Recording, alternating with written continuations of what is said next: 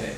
All right, today we're here with Gary Dutton, Brenda Malone, and Margie, Kelso, Watkins, and we're talking about Jackson School, which probably went out of business in the late 60s. And basically, we want to hear their memories of the school and community. And I'll start out with you, Margie. We'll go this direction. What is your association with Jackson School? Well, I love Jackson School because, for one thing, I was the youngest of my clan, and I was lonesome for other kids. And I only saw other children when we'd go to church at Old Bethel Church. That was just down the road there from Jackson. So I enjoyed going to the Jackson School, and I remember the huge trees that were in the playground area, and there was a creek that ran, and there was these huge roots that would have little holes around them, and we would play and jump around on those roots and get to throw rocks into the creek. I remember that was a great thing. And I started first grade, and I went to Jackson first, second, third, and I think part of fourth, I kind of remember. And Miss Jackson, Elizabeth Jackson, was my teacher there. And I remember it was, learning the math part was so exciting because she had one of those really huge abacus with the little beads, and they were colored, and we got to count with those abacus. So that was some of my fond memories, is just getting to play. And we had recess back then, scheduled recess, and the bus would pick me up, but then I would have to walk back home with my older brother because the bus then didn't drop us off. So it was a nice little walk there from Jackson to home. So I remember that. So that was pretty neat.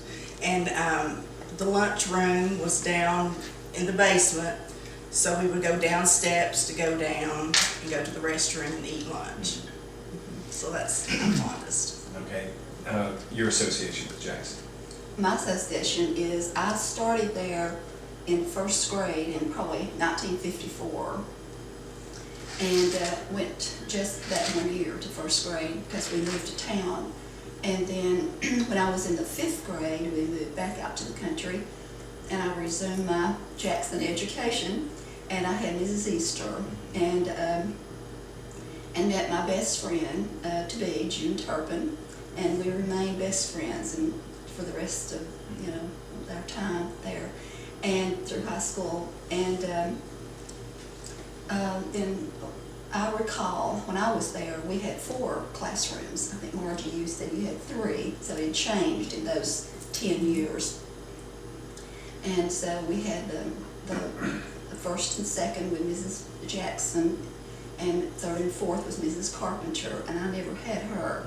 And then fourth and fifth with Mrs. Easter, and then Mrs. Art, Mrs. Naomi Art had 7th and 8th. So that's my association when I was there. Okay. I started at Jackson in 1949. When I started at Jackson, there were no indoor bathrooms. We had outhouses. The boys' outhouse was down to the left on the creek, and the girls' outhouse was back behind the building on Clear Creek. The coal stoves. There were big pot-bellied stoves in each room. Somebody built a fire early in the mornings. I don't remember who did that. But when I started school, there was not a cafeteria. I think maybe first and second grade there was not a cafeteria. And then they opened a kitchen, but there was no place to eat. So if y'all remember, there was a stage in the 7th and 8th grade room, so we ate on the stage. The cafeteria... It was added later. When I was there, it was there, and we did not have a stage. I don't believe in that new cafeteria. No, there wasn't. But the 8th grade room had a stage, and that's where they ate. So 7th and 8th grade couldn't have lunch while everybody... couldn't have class while everybody was eating. So. A little bit different. I had just had a weekend with some of my college friends, and I was sharing this. They couldn't believe I was that old. Just all kinds of memories. You don't want to talk about the community after a while, but there are all kinds of memories. Baseball was a big thing. inter-school baseball. I mean, we had grown men playing in 8th grade. I'm serious, I mean, Yeah. and we would play baseball, and if you looked at the building, it's down at the left, and right when the bell would ring to come in, somebody would throw the baseball in the creek. So we'd have to chase it. So, Extend recess. yes, extend recess. So. Okay, how about just the typical day when you showed up? What happens?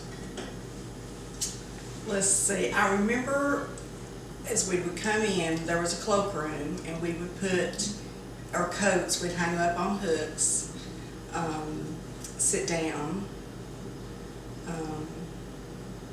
I really can't remember the first classes or anything. I remember you sat across from me, and she would go from one class though. She would get us started, and then she would move to the next class and the next. So I remember that part. And I loved the desk. They had the old wooden desk, of course, and then they had a little area that you could keep your pencils and things. And we got to write on the blackboard sometimes. But and then in recess, that was one of the most fun parts of the time. I remember having an old slide that I was scared to start on. It was a metal slide. It would cut your fingers if you didn't watch your hands. And then we had we had like a little basketball area that we could play or do hopscotch and things on. So our tag was the big thing, and jump and rope was some of the games we played. And Red Rover, we would do that and tag. So we had to be creative. Yeah. We had to be creative. So They built the basketball court while I must have been third or fourth grade. It was there when I was there. Not sure when, but they built the outdoor basketball. We actually played, as I recall, some basketball, had basketball games, inter-school basketball games on that outdoor court. Joe Davis or Deakey. Okay, because once you brought up the basketball court, I was curious. I know we had teams there, but there was no home games though. no, I don't remember. When I was there, they played some outdoor games. Okay, so they did play. There was a goal in the cafeteria. They could practice in the cafeteria, but it was just one goal. Yeah. I remember the first basketball game I ever went to was at Luttrell. And they had a pot-bellied stove. Never seen a basketball game before. Gary mentioned something about the cafeteria a while ago. When I was in the first grade, we ate in our classrooms. I don't know if the cafeteria was being built or something, but we ate. Cafeteria was built in '56, I think. Probably was, but I was in 7th grade when the cafeteria was built. Okay. We would eat in our classrooms, and one thing I always remember, Sally Ritchie's mother would pack her lunch, and she would bring her milk in a little pint jar, little pint mason jar. And I thought that was the neatest thing, and I wanted my milk in a mason jar too, So that was. She was in style back then. She was a trendsetter. Yeah. Mason jars. Anything else just on the typical day? Well, the playground, since each of us are several years in between, so the culture changed just a little bit each time, I guess. But the playground situation, we did have that concrete slab back there to play basketball. And people could even go down the creek. Some kids would even play on the creek. And we had swings. We had really big swings. Yes. Swings and the seesaws. Yes. And the slide. Yes. And that was the playground. Yeah, so you either played in the back of those activities, or if you played in front of the building, there was marbles. I remember the boys playing marbles. Oh yeah, big deal, marbles. Marbles. Yes. And there were 2 or 3 boys that misbehaved a lot, and it seemed like they always played out front, so I figured the teachers kept them out there so they could keep their eye on them. But hopscotch, you mentioned that. Yes. And I do remember you wouldn't get to go to recess if you got in trouble. I had to stay in, I had to write a lot. You had to write like 100 times where you go, I, on down this page. I will not talk, I will not fight. I remember writing those. And when you said we didn't have away games or home games, that's true, but I do remember the PTA meetings where the kids would put on a little show. We would do the sticks or ring the bell and things like that at night, and all the parents came. That we would have the little PTA meetings in the cafeteria. That was pretty neat. And it seems like, did we have little fairs, or did we have a little something else sometimes? Well, every year there was a king and queen coronation. Yes. And every room nominated a king and a queen. And whoever raised the most money, I guess that's how they raised their money, to buy things. Yes. And whichever classroom raised the most money, that little boy and girl was named the king and queen. That's So at right. the end of the year, that was a big to-do. I was the first grade king with Linda White. We were king and queen of the school. I'm sure my mother bought it. Well, I was in the 8th grade. I was the queen. Well, and I think it was because Daddy worked at Yale in Town at night. And so he would take orders for Krispy Kreme donuts. And so he would Yes, get all those Krispy people Kreme to buy donuts. Krispy Kreme donuts, and then we'd go pick them up on Saturday and deliver them. And so that money was what went into my king and queen account, and so our classroom got the most. And so, yes, Steve Harrison and I ran in our group.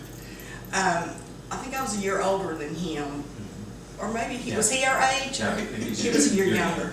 But yes, as I remember, we didn't win, but I remember making the fudge, trying to sell the fudge, and I had to hold his arm, and I was embarrassed having to hold him. My mother made me one of those blue, is it taffeta, little dresses to wear with Steve, and I was embarrassed. But yes, I do remember the king and queen and the year selling fudge. the king didn't show up.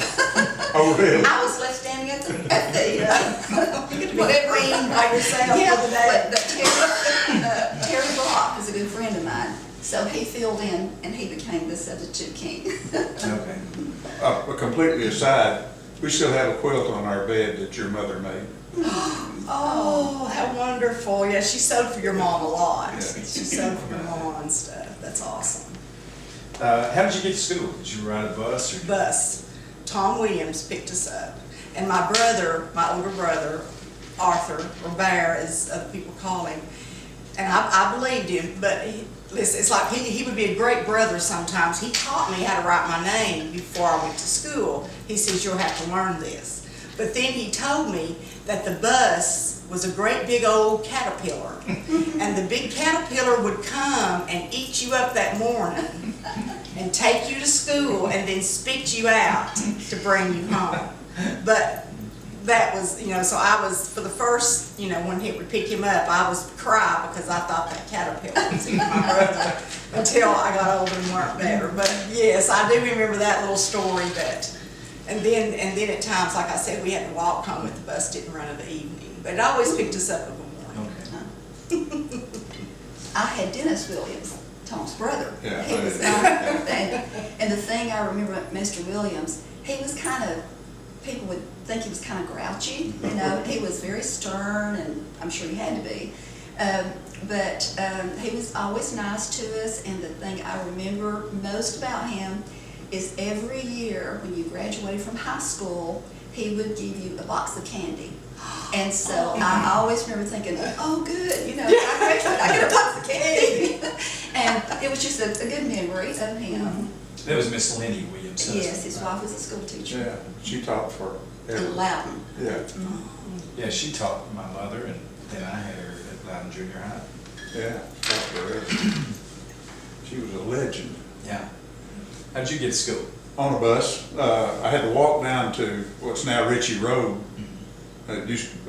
Mac Jobs had a store there once upon a time, but I was the last person up Varnell Road that came to Jackson. Bishop Road, they went to Davis. Okay. And I don't remember, I guess he eventually started coming by the house, but it was Dennis.